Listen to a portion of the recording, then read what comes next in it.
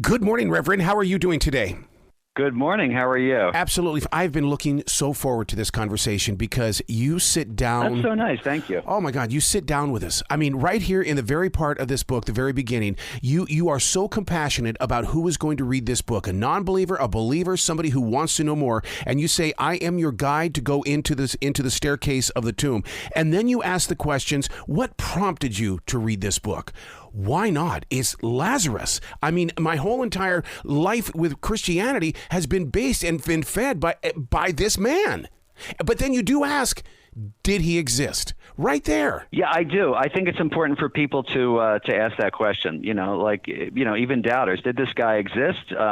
Is it a made-up story? We have to start from the very beginning. And in the book, I go through a lot of the proofs, basically, for how we know Lazarus existed. One of the simplest ones is he has a name, and there are only a few people outside the apostles who are named in the Gospels, and one of the reasons scholars believe that they have names is that the early church would have known them. So it's not just a man, who was a leper or a poor man. It was Lazarus and Martha and Mary. So we can be, I think, 99% sure that these people really existed. Don't you think that our connection with Mary is that we have all been there? We have been in that moment of having no faith, but we needed leadership so that we could gain trust again?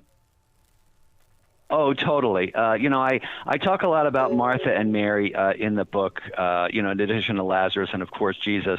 Martha and Mary are really all of us. In that story, they're frustrated that Jesus hasn't come for their brother.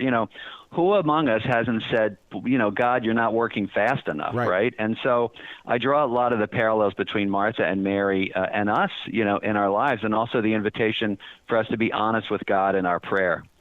Well, what's really interesting about this story, first of all, my pastor, Stephen Furtick from Elevation Church, has always been about Lazarus. He's always planting the seeds from so many stories from this. And so to have this book in front of me, this is just, it gives me more purpose of the plan is what it does. And I can't thank you enough for this book.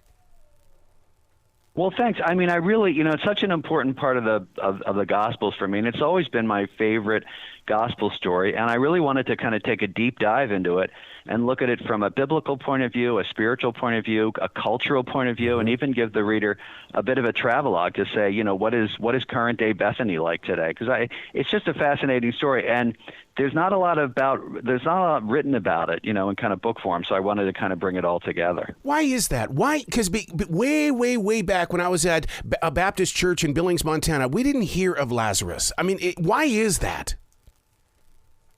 Yeah, I don't know. That's a really good question. It's in the sort of cycle of readings towards the end of Lent. At least in the Catholic Church, and I think in other churches. So you only see it once a year. You see it mainly at funerals. People might associate it too much with death because they hear it at funerals a lot. So maybe it's a bit of a mysterious reading for them. And it's something, I think we can imagine Jesus healing people. We can imagine Jesus preaching. I think raising from the dead, it really, it's a challenge for people to believe in. I mean, that is quite the miracle.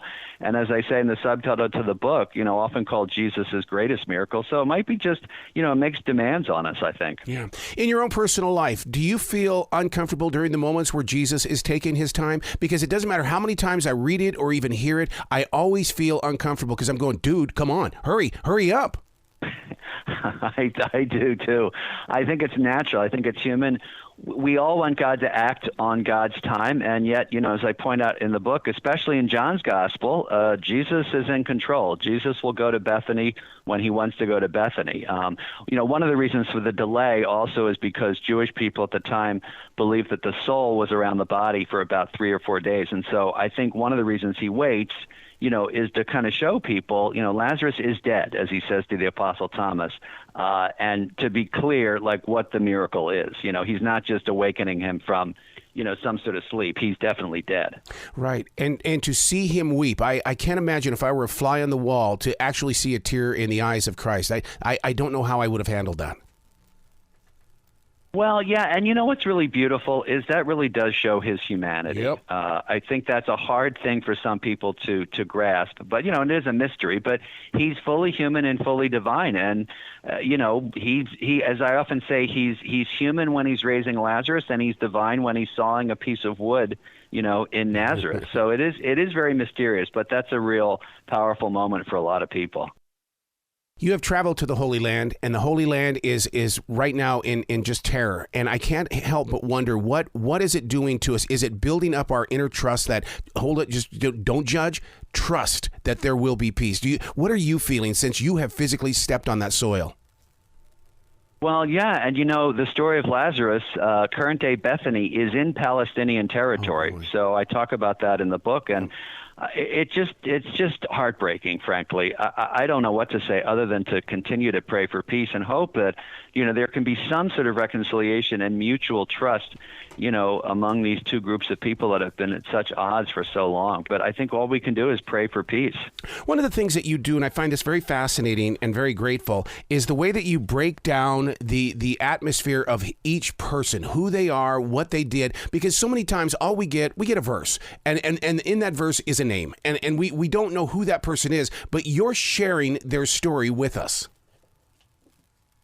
Oh, totally. And thanks for bringing that up. I always say, these are real people, right? These are not just fictional characters that walk into a story and walk out of a story. These are real people with backstories and futures and lives. And so, the gospel gives us some clues about who these people are, and at least what their personalities are like. And so I think it's really important to say, I always say to people, Jesus came in a real time, in a real place, and met real people. Reverend, maybe it's just me, but at the end of each chapter, there are questions, and I love that because it's like, what did you learn?